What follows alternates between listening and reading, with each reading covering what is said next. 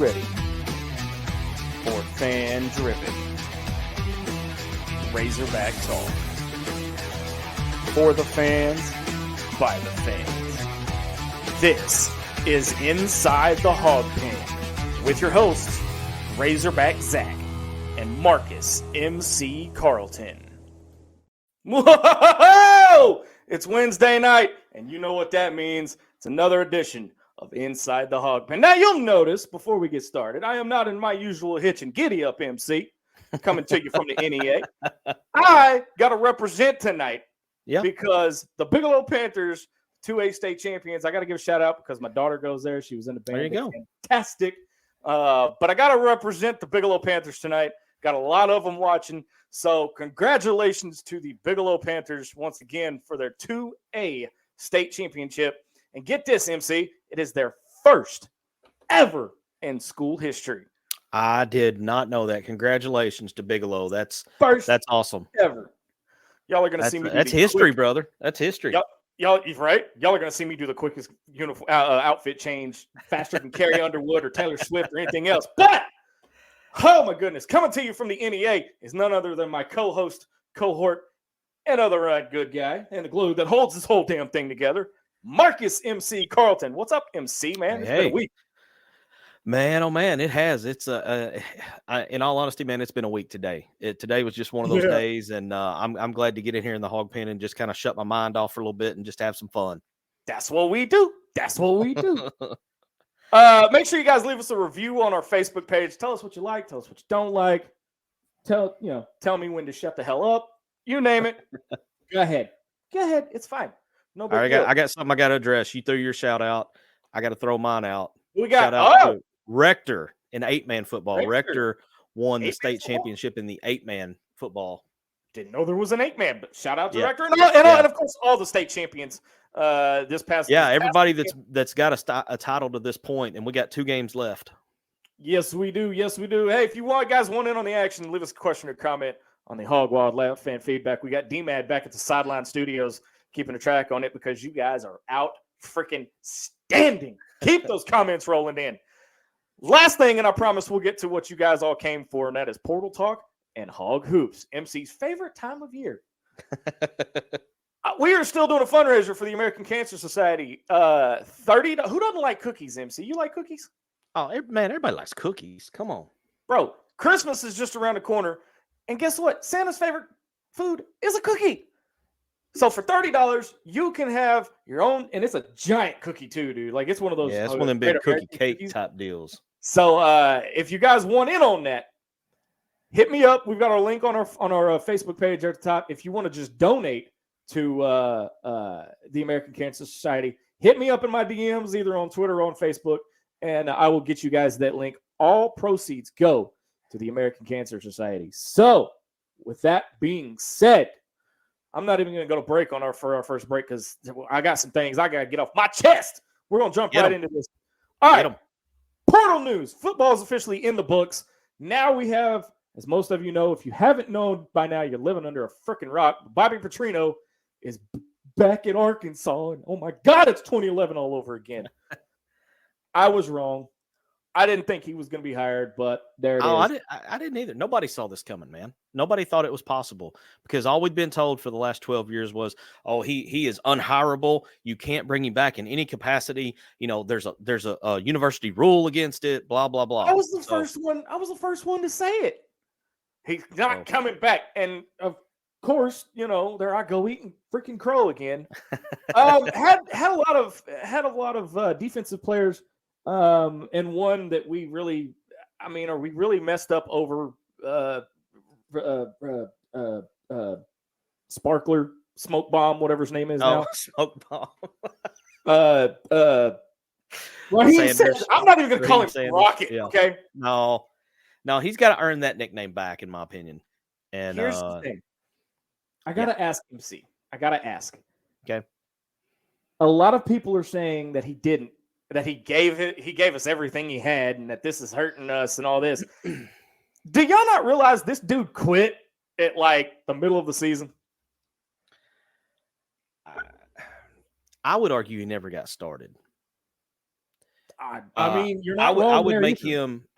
In my opinion, just my opinion, his performance on the field was the most disappointing of the season. Yeah. And the whole thing about the whole suspect right knee management BS. What the hell is that? There's so many different ways you could go with that. I'll just, Mm. I'll just say this, that, it's I saw on Twitter earlier today, he's going to go make a visit to South Carolina. Why?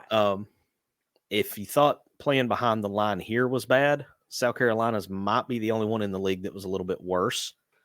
Yeah, I don't understand that move, because my first thought was when he hit the portal, I'm like, okay, he's going to end up somewhere in Florida. He's got a very young son that is in Florida. It would make sense for him to get back to Florida to get closer to his family. Yeah, and that's exactly what I thought he was. But South Carolina? Yeah. Well, and it's just a visit. He may not end up there, but usually when guys take visits that are in the portal, more times than not, that's where they end up going. Let me jump over here to the Hog Wildlife fan feedback real quick. We have royalty in the house, MC. Mama Linda's in the house, says, I am so ready for this show. Hey, so are we. I'm chomping at the bit like I always am. We are bringing it tonight. Yep. Jesse Randall Thurman says, finally Wednesday night. Let's go. And welcome back to the Hog Pen, Josh Wilbanks. Yeah, welcome back, Josh. Chris says, what's up, fellas? What's up, Chris? And then, of course, Carrie says, shout out to Rector. And that's the mystery. Where is Hambone? Hambone is at... She's on special assignment. She's on special assignment. We're not going to tell you where she's at. That's the old newsroom lingo for when one of the anchors would go on vacation or take the night off. Oh, they're on special assignment. They're on special assignment. She's at Bobby Bones. Yeah, she's at the big NIL. She is at concert. Bobby Bones. Hey, Casey Sutton kicked Cancer's ass twice. Number one fan in our book says ditto. What are we dittoing, Casey? What are we dittoing? I bet she's dittoing Mama. Yeah. All right, Stephen G has come to us with our first question. Hey, can I ask what's your thoughts on all the portal exits? Also, Arkansas is going to get beat in basketball this weekend by us. Oh, just throwing down the gauntlet, huh? Just completely throwing it down already. We are, what are we, 8 minutes into the show, and the gauntlet's been thrown down. Well, like The Rock used to say, just bring it, Sooners. Just bring it. We're going to get into the Sooner part of this later on in the show, because MC's got some stats that the tail of the tape, as it might be. Yes, it looks to be a pretty even matchup, but MC, we'll dive into it. He's got a pretty decent question. Is this the coaches cleaning house, or is this a mass exodus because they don't want to play? Yeah, looking at you, Rocket. I mean, I think that's a very good question, and I think it's almost a case by case scenario. I think some of these are kind of being encouraged, shall we say, to go look elsewhere, and I think some of them, obviously, Pooh Paul was not one that was encouraged to go look elsewhere. No, that one kind of surprised. That one kind of surprised me, and his dad has been very outspoken on Twitter about it. JG from our YouTube says new strength coach put too much weight on him. Talking about Rocket, yeah. I don't. Yeah. And again, I've never played football, but I've analyzed it since I was about 15 years old. Too much weight on a running back's not a good thing. Well, so here's my whole thing with that. You look back at the 2021 year, 2022 years that Rocket had, and the first thing that comes to my mind is just keep him where he's at. If it ain't broke, don't try to fix it. I mean, he was having no issues at all. Had a very good couple years there. Coming into the preseason, he was hyped as one half of the best duo in the backfield. But yet you think it's going to be a good idea to go put 25 pounds on the man. But it's not. That's the thing, is you want him to be able to move swiftly. I used a big word there, MC. Swiftly. Multiple syllables even. I know, right? And it's not the 4-letter words either. Anyway, but no, is that, I mean, you're going to have guys leave. I think I saw a stat somewhere today where it said there was 3,000 names in the portal already. And this we're 72 hours in. Transfer portal is killing us. Well, and it's killing college football. I mean, I could go off on a complete tangent about the current portal setup and the negative impact it's having on college football as a whole. I mean, you're talking about guys like, look at Ohio State. How many players has Ohio State lost? Oh, something's up there. Yeah, there's something going on there. Something's going on at Ohio State. Do they know Ryan Day's leaving for an NFL job or something? Or, something's up there because they've had a mass exodus. So Sam the pun's in the house too. And he, I'm going to try to say this without dying laughing, but he says, I hear Failure to Launch 2 is coming out starring Rocket Sanders. That's pretty good. Okay. That's pretty good. That one goes on the wall. Yeah, that one goes on the list. That one goes on the wall. Yeah, Josh Wilbank says the NIL is killing us. And it is. It is. I mean, NIL as a whole, and of course, that's going to be one of our pod exclusives. If you haven't subscribed to our podcast yet on Spotify, Apple, Amazon, iHeart, wherever you listen to your podcasts, sign up. There's episodes out there that are coming. We've already got one out there already. And it's a little outdated now, Bobby. Yeah, I mean, it was at the time. I thought it was really relevant. I thought it was one of our better shows, honestly. And then it's like the day after or 2 days after the bottom falls out and Petrino gets hired. So yeah, right. But make sure you guys got that. We're going to go over the NIL at some point during this whole crazy mess that we call life. Now, how's this for timing? Somebody asked about well, there she is, live from the Bobby Bones show. The NIL show, as they call it, not a concert, an NIL concert. Which I'm not a big Bobby Bones guy, but I gotta give him credit for this, man. That's a heck of an idea. Oh yeah. To put on this concert with the proceeds going to the NIL fund. So kudos to Bobby. Carrie says Michigan losses tend to cause mass exodus to the Ohio program. Yeah. I mean, but in today's era of the portal and the NIL, I mean, Ohio State's got to be up there in NIL money. I mean, you would think so. You would think they would be one of the top. Yeah. Brad Staten says hello from Colorado Springs. Hey, Brad.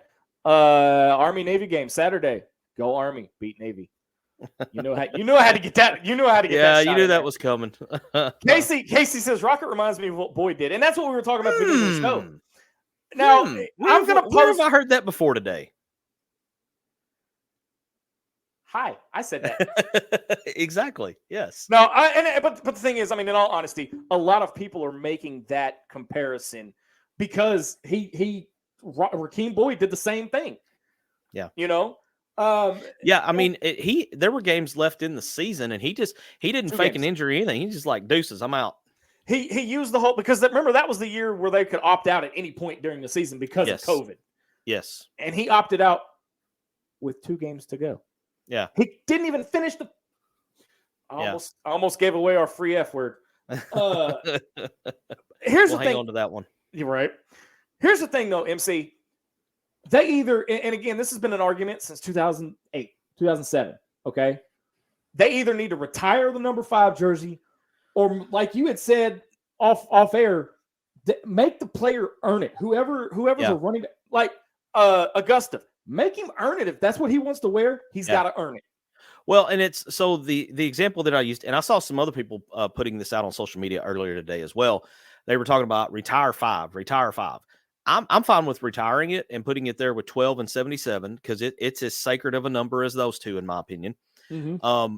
But the other aspect that I threw out there, the other option, I guess is a better word, at LSU, they have 2 numbers that are assigned. They are not chosen by players. They are assigned, number 7 and number 18.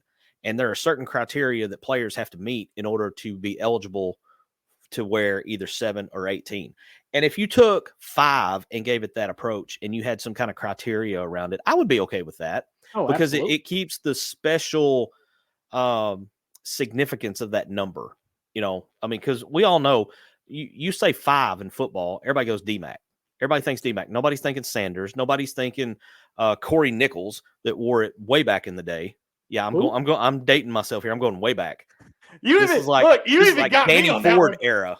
You even got me. I was like, wait, who? That's Danny Ford era for some reason.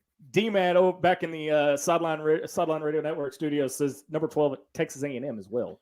Yeah, they have the 12th man. They have Mhm. that is agreed for a walk on, or it's designated for the top walk on. I mean, Landon. Before we get to Jesse's question here, because this got a Mhm. very good question. Landon Jackson came back, said he's coming Yeah, back. that's huge. Luke Haas said he's coming back. Mm-hmm. So The other tight end, Washington, Washington's he coming announced back. today that he's coming back. So I mean, you have, and it's like it's ever since this thing went the way it is now. Mm-hmm. The portal giveth, and the portal taketh away. Yeah. You know, Jesse Randall Thurman says when we get to talking about KJ, because I know it will eventually get there. Mm-hmm. How'd you know? Do y'all think the oversaturation of quarterbacks in the portal could be part of him not announcing yet? 100%. Yes, well, I do. There's several names out there that are better quarterbacks than he is. I mean, the Ohio State quarterback. Yeah. Oklahoma's Kyle quarterback. Lockhart, was that his name? No, McCord. AJ McCord. Oh, okay. And McCord's then DJ Ushi's ugly or whatever whatever his name is. Yeah, the guy who was at Clemson that went to Oregon State and had a really good year. Yes. Yeah. I mean, you've got yes and no. Throw it back up there. I think his announcement to the portal got leaked when he wanted to say it himself. And I think now, it could be. Yeah. I think now, I mean, what's there left to do? I mean, he obviously, and I hate to say it, Hog fans, obviously he can't win a national title. Okay, we don't have, because our staff seems to want to go after D2 players and not D1 players, but it's another story for another time. But yeah, I do think that move, but whatever. Yeah, well, that'll be a pod exclusive too, you know. But I do think that with so many big name quarterbacks coming out, I think that's why KJ is either holding off or he's deciding to stay. I don't think he stays. I still think he ends up in the portal. But I think he's kind of letting some of this other stuff shake out to see where some of these guys end up going. But I don't think he'll be here next year. Michael E. Ashcraft says, I've heard a lot of these guys are asked to leave, which, again, we have no idea what's going on within the program, right? Other than what they allow us to see. Okay. Again, this is all conjecture at this point. See, I used another big word there. Wow. Now you're 2 for 2, man. I am. I had to sound like you, dude, because I mean, come on now. I'm trying to find that tweet I sent. There it is. Okay. Eric Jernigan's. I'm working ahead. You're good. Eric Jernigan says the portal giveth and the portal taketh away. It's a new state of college football. Yeah. I think we see this every year going forward, and it's only going to get worse until somebody steps in, or hear me out. The SEC leaves the NCAA and creates their own collegiate league type thing. Yeah, and that's been talked about for years as well. I mean, I don't know. I think one is just as likely as the other. There was a comment here. Sarah says 30 times 700 tickets. Holy cow. That's 20. That's a lot of math that I'm going to let MC do because I'm not fast enough to do it. Josh Wilbanks says Navy wins by 7. David Haslett says go Navy, beat Army. No, sir. Absolutely not. 21,000. 21,000. Yep. I thought that was right, but I had just enough doubt in my head. I had to check it. Right. So, okay, I got a question here from Casey. I'm going to throw up since we're still talking portal. All right. Either of you surprised on AJ Green? Not. I mean, at this point, nobody hitting the portal is going to surprise me. Nah, there's a couple of them. That would shock me. If they hit the portal, like Landon Jackson, I'm glad he's coming back. Luke Haas. Now, the one that did surprise me, he's not going to the portal, but he did declare for the draft. Cam Little. Well, yeah, okay. So sucks. I wasn't putting him in the same category because he decided to go pro rather than go to the portal. That's the one that kind of hurt me because selfishly I wanted him back because he's such an excellent kicker. But if he's gonna go pro, man, go get that bag. Go get it, dude. Yeah. Let's see. I lost my spot here. I got to point this out, okay? I am sick of hearing about KJ's school records. Compare him to Mallet. Mallet, KJ. Mallet did it in 2 years. Here's the thing. That's a really good point. I agree. Here's why I'm so tired of hearing about it. It doesn't make a damn bit of good to know about records if you've got a 4-8 season behind it. Well, that's the other thing. I mean, you look at and Kerry makes a really good point that Mallet did it in 2 years. And you look at the record he had in those 2 years. I believe we were 8-5 in 2009, and then 2010. What were 10-3? Yeah, 10-3. So. Yeah. I mean, that's that 10-win season. It was the first 10-win season since 2006, and first BCS appearance because that was the Sugar Bowl year. I mean, it just feels like that to quote the old SEC saying, it just means more. It feels like that the record set by Mallet means more than it being broken by KJ in a year when he's in year 5. Technically, he has another year he could play and make some of the records untouchable. It blows my mind. And again, I'm not taking it. Again, I said this last show. I'm not taking anything away from KJ. Okay? No. But and to quote D-Mad back in the Sideline Radio Network studios, KJ's breaking these records like LeBron beating the scoring title. Yeah, it kind of has that feel to it. And y'all, and really he knows, and D-Mad knows I hate LeBron James. Yeah, but I'm not a LeBron guy. It's either. not.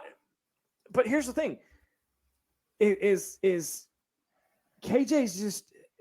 What's there left to do? He's got 2 bowl games under his belt. Yeah. Okay. I mean, he's got all these records, but he's not going to be remembered for that. He's not going to be remembered for what he did positively. JG from our YouTube channel says KJ heard a stock for NFL Dreams and portal number. His evaluation took a big hit in the portal. I'm not sure he has a place yet. I think if he wants to go to South Carolina, I think they would welcome him with open arms. Because Rattler declared for the draft. So they're going to be looking for somebody to fill his shoes. And honestly, you put those two head to head, I'm going to take KJ. My other half's in the house. What's up, Kate? Sarah says the ones I know about were not asked. They wanted to. So she's referring to players hitting the portal. Okay. So we got a fellow Razorback show in our midst there, MC. Tough Talk with Ty. Hey, all right. What's going on there, Tuss Talk? Welcome to the party, pal. Carrie Story says, diehard reference for the day. AJ's pass blocking cost him in the Bama game. He didn't want any part of blocking those rush defenders. That's fair. Yeah. I mean, it speaks for itself. Well, and it got to the point to where if you knew AJ was in the game, more than likely it was going to be a run because he wasn't going to pass block. Yeah. Let's see here. Lucky to It from our YouTube channel says, I agree. Seeing that many high-caliber quarterbacks in the portal may be giving KJ a bad case of the doubts. It's sad that it's only after the season he is given time to read the situation before making a move. I kind of wonder now if he regrets not going ahead and jumping into the portal before all these other QBs that I perceive to be better than him announced. Sarah, even from the Bobby Bones show, is trying to keep us on track. She says, forget portal news. Let's talk about those who's staying. Yeah. And yeah, I mean, here's the thing. As of right now, we have no earthly idea how this roster is going to shape out come spring ball. Because the portal closes when, MC? I'd have to look it up, man. I don't even know. What is it? Is it 40? Did they cut it back to 45 days from 60 to 45 days? I think so. So 45 days from December 4th be early February. Yeah. Mark Murphy says, what quarterback in the portal would be the perfect fit for Bobby's offense? I know that the Arkansas is showing interest in the guy from North Texas. Stop going. I don't know. I'm not going to hate. I'm not going to hate. Well, I mean, if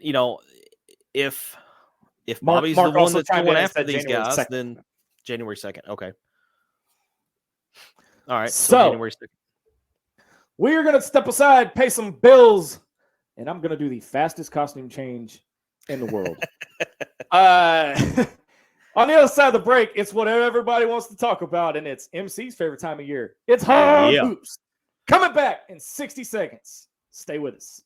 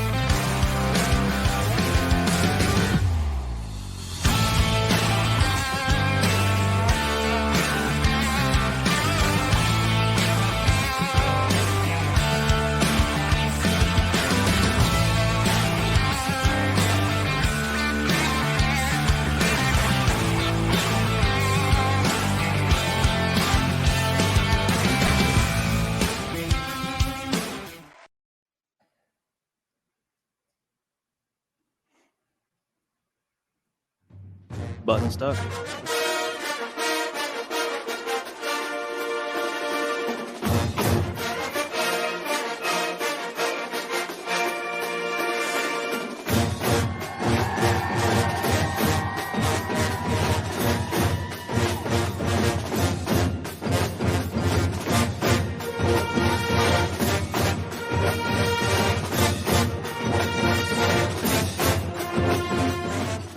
All right, welcome back to Inside the Hog Pen on the Sideline Radio Network. Razorback Zach, Marcus, MC, Carlton holding it down in the NEA with you. And MC, football's finally over. That means it's hoops time. Yeah, hoops can take front and center. And I am a happy man about that. And I'll tell you what, man, I'm also happy they got that win over Furman because I was a little concerned about maybe some hangover after the Duke game. Right. And it might be a struggle. If you remember, Furman is in the same conference as UNC Greensboro, who gave us that loss right before the Duke game. And they're actually picked ahead of UNC Greensboro in the conference. So I came into this game a little on edge, just waiting to see what happened. Wasn't Furman picked to win that conference? And they were. UNC Greensboro was picked second. Mm-hmm. Yep. So yeah, I think we just got caught off guard in the Greensboro game. I think that's one of those. If you play it 10 times, Arkansas wins 8. Yeah, I mean, yeah, and you know, Matt Zimmerman said it best: the Bud Walton Arena is good for 10 points. You know, but the problem in that Furman game that I saw, and again, you're the hoops dude here, so every time we'd get out to a big lead, we'd let them come all the way back, and then we scoot it out again. Then we come all What? Is that normal for those of us that don't watch basketball religiously? Well, is that normal? Not really. That's not what you want. What happens there is that is a sign of a team that they're still working on getting that killer instinct and being able to put teams away. Right. Now, I will say, must get in the technical with about a minute and a half left in the game. I'll take it.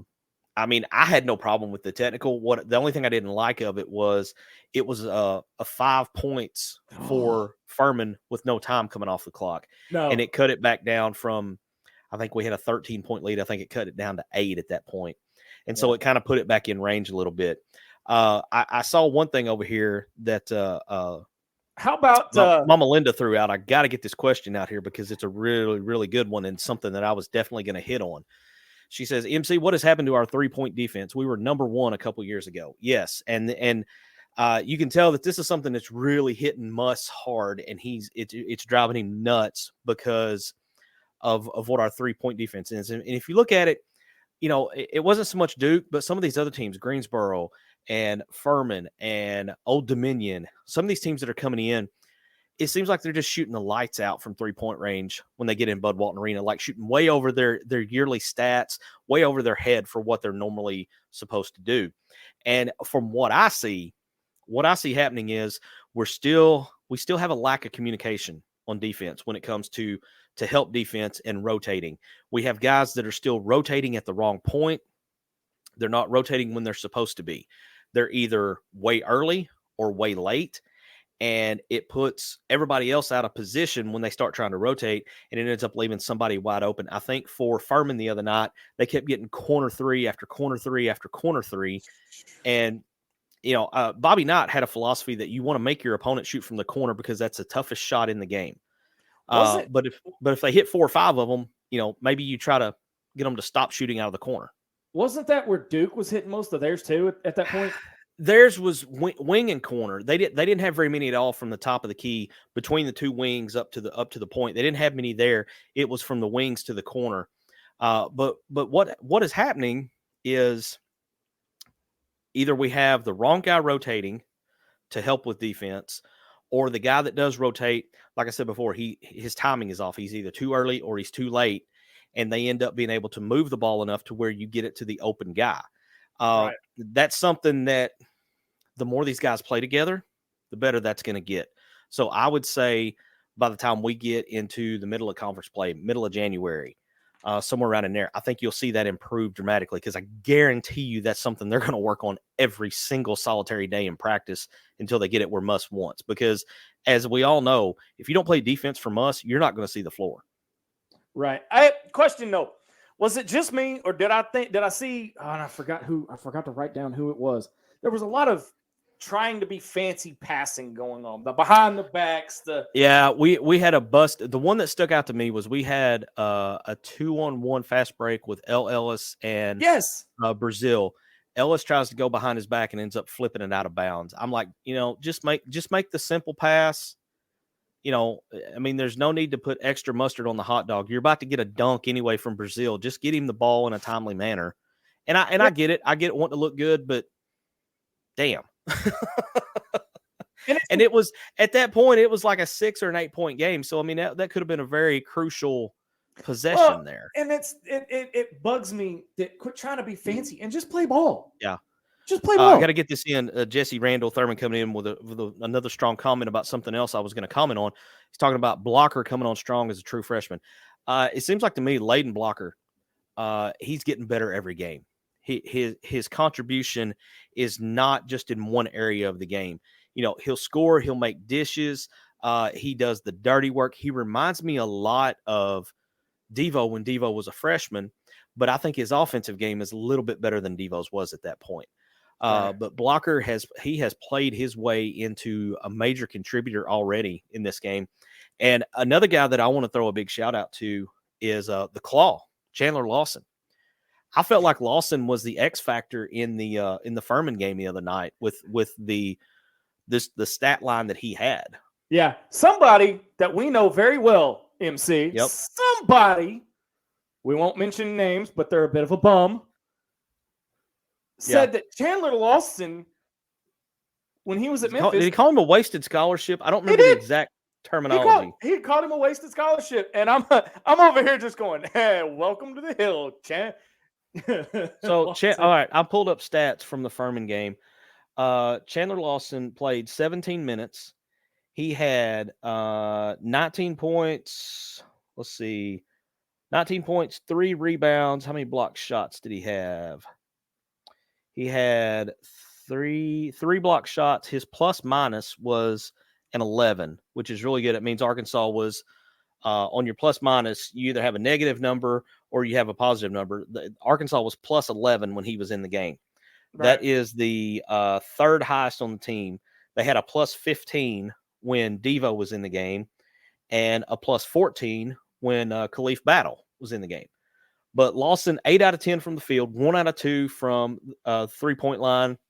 He made both of his free throws, 1 assist, 1 steal, 3 blocks, and how many rebounds did I say? Total rebounds, 3. I'd like to see him have a little more on the rebound side, but he's had other games where he's had, 4, 5, 6 blocks, 8, 9 rebounds. This time it was just his time to score because we had a height advantage over Furman, and he was able to take advantage of it.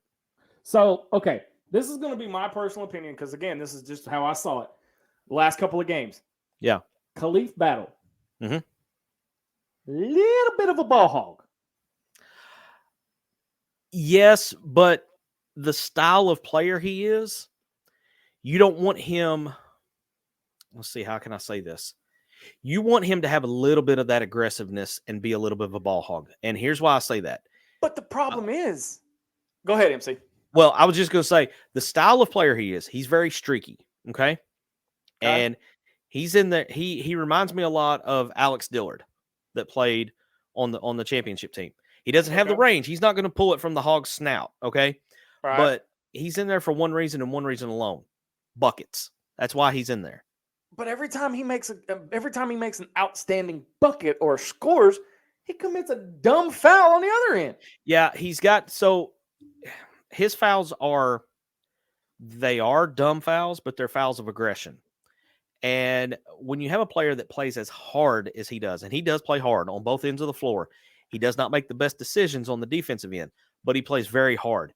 You don't want to mess with his head. You got to find a way to tell him to back off without it, getting in his head and making him think. Because a player like him, as crazy as it sounds, you want him to just do what comes naturally. You don't want him to think. He's not out there to be the thinker. That's Blocker. That's Devo. That is L. Ellis. Those guys. Go ahead and put that novel back up from Sam because I want to look at that again. I kind of skimmed through it. Sam says, "Go ahead. MC. Go ahead." Great minds, huh? Right. Sam says, want to know what happened to three-point defense? Jalen Williams graduated. His defense in the middle and at the rim allowed everyone else on the floor to play up on their man and around the arc. We have no eraser to take away drives with charges or blocks. Well, okay, first off, you're not going to have anybody taking away drives with charges anymore because of the rule change.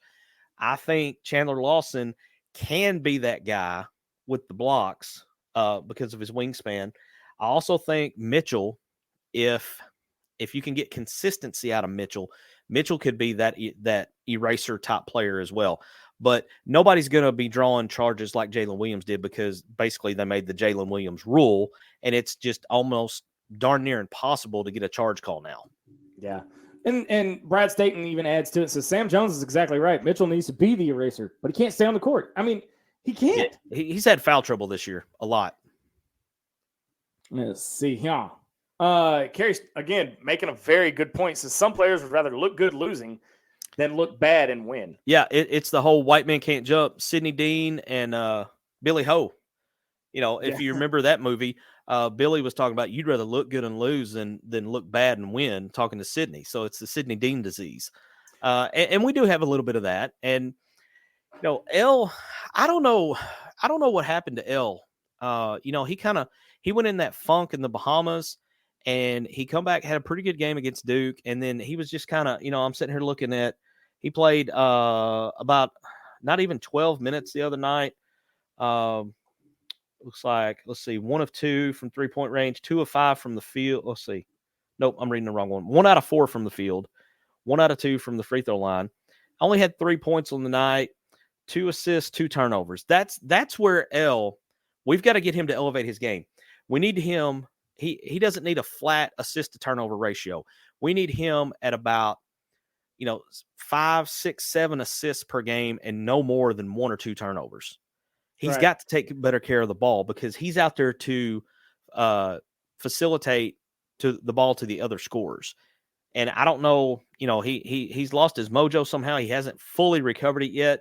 But I will say this. I'm going to go out on a limb right now and say that L has a really, really good game come Saturday. Well, sorry. There's a comment down here. I'm going to throw this up here. It says, Carey says, that's the exact reference I was going for. White men can't jump, except for me. Carey could jump back in the day, man. I played ball with Carey. He could get up. So what you're basically saying, and this is coming from D-Mad back in the studio, he says, L needs to elevate his game. Very much so. Very much so. That was kudos cheesy, for the dad D-Mad. Joke there. Yes. That was cheesy, D-Mad. That was bad. That's bad joke level. Let's talk with Ty, and then we're going to jump into the Oklahoma pregame or preview. So thoughts on perimeter defense moving forward? It's got to get better, and it's got to get better in a hurry starting this weekend with Oklahoma.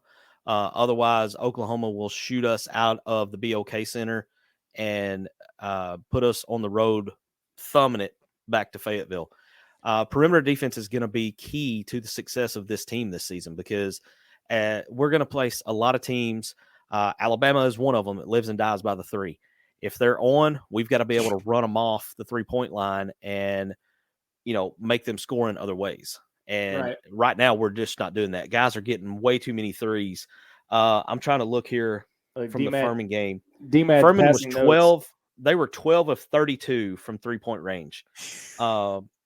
That's way too many hits. And a lot of those were wide open. You got to fix that. MC, I don't know if you're looking at the show chat with D-Matt. He's dropping dad puns. Look, yeah, we will not be okay if we don't fix it. There needs to be a pun off between. He's on a roll, man. There needs to be a pun off between Sam and Dylan. That would be fun. Hey, let's look ahead at this Oklahoma game coming up on Saturday. You sent me some stats earlier tonight, just before show, and again, I'm not a basketball guy. I'm a fan of basketball, but I don't analyze it, and I don't follow it as closely as my boy here. Looking at these on paper, this is going to be a pretty tight game on Saturday. I mean, this could make or break the season, maybe. Well, no, I wouldn't go that far, but if looking after, this is the biggest game we've got until conference play starts now that the Duke game is behind us. Okay. And so Oklahoma is 7-0, ranked number 19 in the country. They're putting up some points, man. They're putting up 85.5 points a game. Arkansas is putting up 82 points allowed per game. They're only allowing 62 points a game. I mean, that their defense is strong. Porter Mosier, head coach there, if you recognize that name, he was a coach at UALR several years back. And then he also went to was that right after Steve Shields and just before Chris Beard? Yes. Look at me, I know something. And then he left and went to Loyola Chicago. Yeah, okay, that's where I know him from. And they made some tournament runs there, and he parlayed that into the Oklahoma job after Lon Kruger retired. Mosier he and Muss have a lot of similarities. They're both very high energy guys. They both focus. Oh, I'm sorry. They're 8-0. I forgot they won last night. That's my bad. Thank you, David Hazlitt, for calling me out on that. I appreciate that. So they're 8-0. But he and Muss have a lot of similarities, a lot of focus on defense, very high energy. If you don't play defense for Porter Mosier, you're not going to play. And so just to go down some of these numbers, we did the points allowed. Arkansas is allowing 76 points a game. OU's allowing 62. OU's defense is pretty tight. Arkansas is shooting as a whole 47% from the field. OU's shooting 51%. I'm not going to go through all of these. I'm just going to go through the key ones. One that I think will be big, free throw percentage. Arkansas has upped their free throw percentage to 70% per game.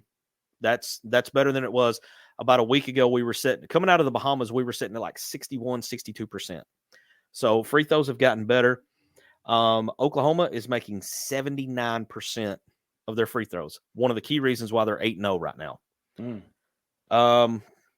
If that don't make you uneasy right there. Yeah. So they, again, a lot of similarities here because they get to the line a lot. Free throw attempts. Let's see. No, that's free throw attempts allowed. So I'm not going to worry about that one. I want to bring this comment up here. Loki says, remember this, OU is about to be a regular opponent for us.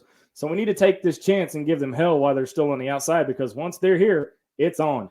Well, and if you remember, we kind of handled them pretty easily last year in this game. So they're coming in with a little bit of a chip on their shoulder as well because they didn't like the way things ended last year because I think that was one of the games where Devo ended the game with a dunk. And they kind of took exception to it at the end. And my thought on that is you don't want to do it, don't let him do it. So if you don't want to see it, then don't just stand there and wait for the clock to run out. So good old Bob Holt. And I think it was Bob that asked it. In Muss's press conference. Yeah. Asked him about Oklahoma. And Muss had the quote of the year. He says, I'm not worried about it. And quite frankly, he said, paraphrasing here, he says, quite frankly, I don't care. And as soon as he said that, Bob shut him up. He says, Bob, I'm just going to stop you right there. You might as well just shut me up. Yeah, I don't want to give him any bulletin board material. Right. The similarities don't end there with the stats because Oklahoma is they have length. They're very athletic. I mean, they're going to match up really well against us. This is going to be a heavyweight fight. I mean, I expect, for a while this game I expect a very close game. I think it's going to go back and forth. You're just going to be trading punches pretty much all night. It's going to be a battle, kind of like the Duke game was. Except I don't see either team ever taking this game into a double-digit lead. I think it's a close game all the way through. I think it's honestly, it's going to be a nail biter. We're going to continue our discussion of Razorback basketball right after this break. You're listening and watching Inside the Hog Pen on the Sideline Radio Network. Back right after this.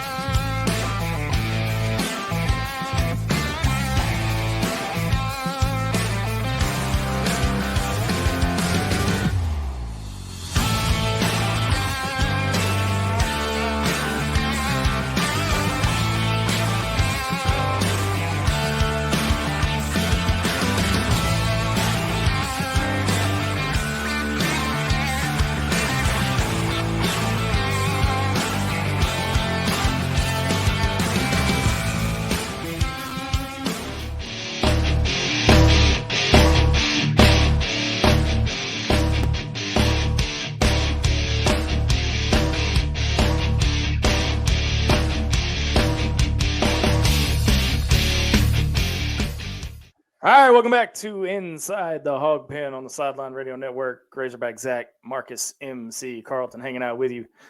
All right, MC, we're wrapping up here and in our last segment here, and a couple of questions. Brad Staten says, Muss's assistant's main job during the game is to stay between Muss and the refs. It's kind of funny to watch. It's hilarious to watch these guys. And even Michael Muss's son, I promise you, he's over there going, Dad, don't do it. Dad, don't do it. Well, okay, and here's the even funnier piece to this. If you've ever seen Muss in person, he's like 5'6", about 155 pounds. He's my height. The hell is he going to do if he actually gets to somebody? I don't know, but I like his intensity. Is he going to like punch him in the kneecaps? I mean, did you really just? Oh, I mean, and I love Muss. But come on, man. Let's it ain't like he's going to go out there and go Krav Maga on somebody and whoop their tail. No. You did not just go punch him in the kneecap. David Haslett says Devo has to keep his head in the game and no dumb turnovers. I think it needs to not just Devo. I think that's across the board. Yeah. They keep getting fancy and quit getting fancy. Quit trying to show out and play the ball that you can play. Well, and the thing that drives me nuts, and Muss, I was so happy to hear Muss address this because short people are spicy. Rick, I mean she speaks the truth. Yeah, she does. That's all I'm gonna say. I'm speaking from experience. That's all I'm gonna say. Yeah, my wife is like, she says she's 5'1", but she's more like 4'11". So, take that for what it's worth. Right. There was. Sorry, that distracted me. I forgot where I was going now. The one thing that I was glad to hear Muss actually point out, because Zach, I know he's got to be tired of getting texts from me saying Cobra Kai, no mercy, slit the throat, because we don't have that killer instinct yet. We get a lead. It's just like against Furman. And we did the same thing against Duke and had to hold on for dear life. We jumped out to a 14-point lead on Duke, let them get back in instead of putting our foot on the throat, snapping their neck and ending it. I think of the old Mortal Kombat game, finish him. We're not finishing anybody. We're letting them hang around, and eventually it's going to come back and bite us. Salt with Furman. It's a nail biter to be sure, and it leaves us for on the edge of our seats. But at the same time, this is not what you want, especially going into conference play coming up here in January. Well, and look, there are so many of us that have watched so many football games where we have blown leads that we all kind of start getting the shakes a little bit when you see that lead starting to dwindle in basketball. And it's like, no, it can't happen here too. There's one more stat on this Oklahoma matchup that I wanted to throw out because this could end up being a key stat. You get down and you look at strength of schedule of the opponents that you played so far. Arkansas is 93rd. I was a little surprised by that. I thought ours would have been a little bit higher considering higher too. The games in the Bahamas and then also playing Duke. Strength of schedule for Oklahoma, 333rd. That's it. That's like this much above the floor of the basement. So they've not really played anybody of Power 5 caliber yet. So that may be something to watch as well. So explain the whole quadrant thing in layman's terms before we get to look at this comment here. So would Oklahoma be a quad 3? If I understood, I don't think they've beaten anybody above a quad 3 right now. So I mean, Oklahoma, they're ranked 19th in the country. I would say because it's not based on where you're ranked in like the AP or the coaches poll. It's about your net ranking, and net takes everything into perspective. Who you've beat, the teams that you beat, who have they beat. It's like a big trigonometry equation to get this formula that goes into the computer. Right. I have not looked at their net ranking. I would have to look at it and see, but I would say off the top of my head, they're going to be. Gary says they beat Iowa. 2. Okay, that's the one Power 5 team that they've beat because I think everybody else was a group of 5.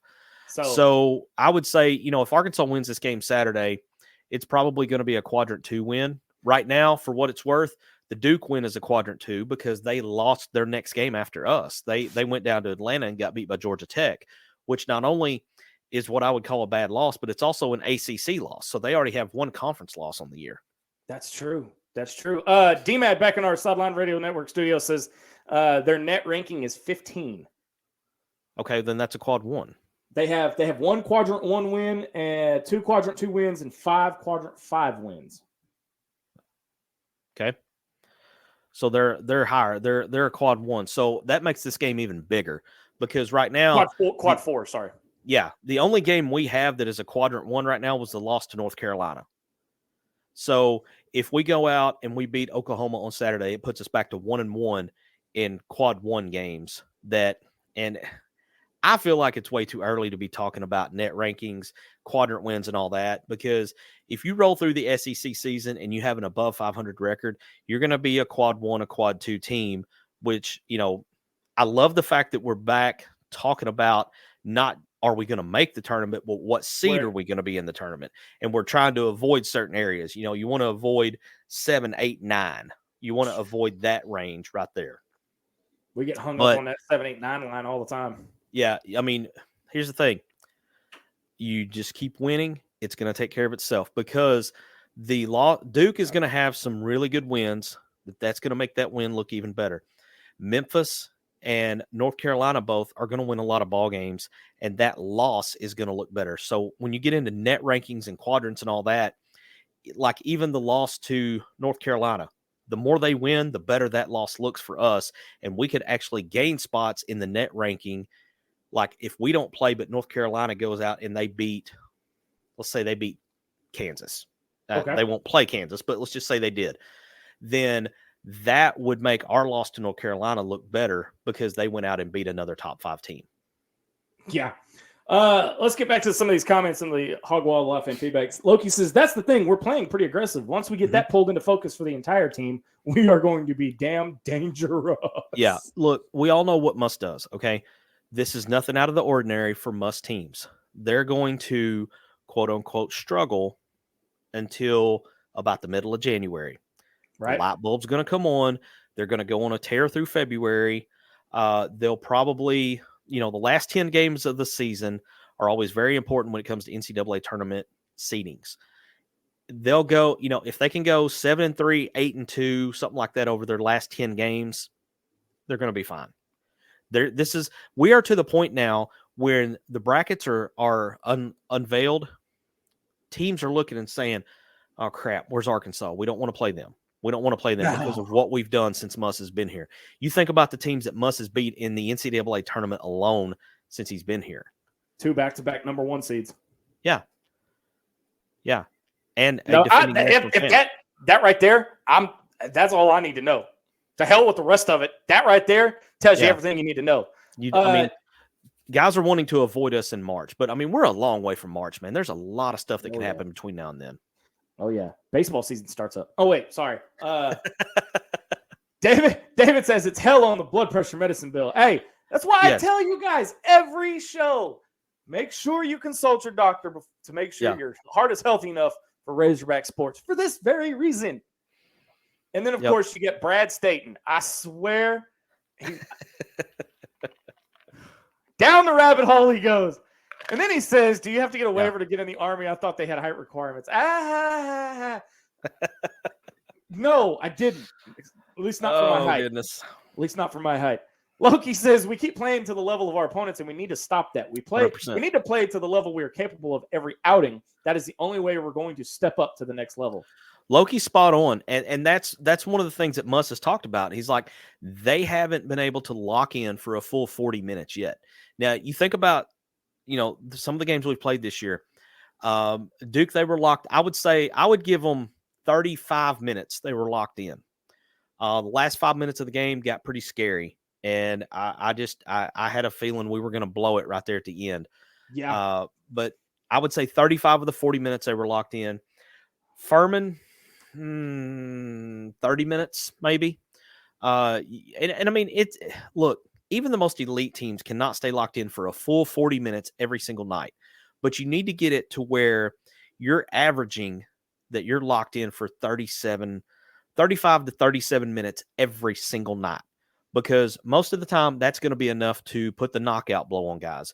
But what I don't want to see any more of is I can kind of see in the body language of our players, when we get to about a 12, 14, 16-point lead, we let off the gas.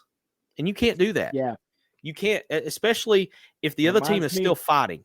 And that's where it reminds everybody of the football team. Yes. Yeah. But that, I believe, will bring us to our conclusion.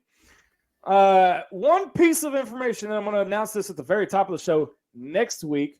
Hopefully we have Hambone back. But for the first time ever, if you are going to the Little Rock game, for the first time ever, you are going to have the entire ITHP team under one roof. They ain't ready, MC. No. Simmons Bank is not ready for what's coming because we're going to have everybody there. You're going to have Razorback Zach. You're going to have Hambone. You're going to have MC.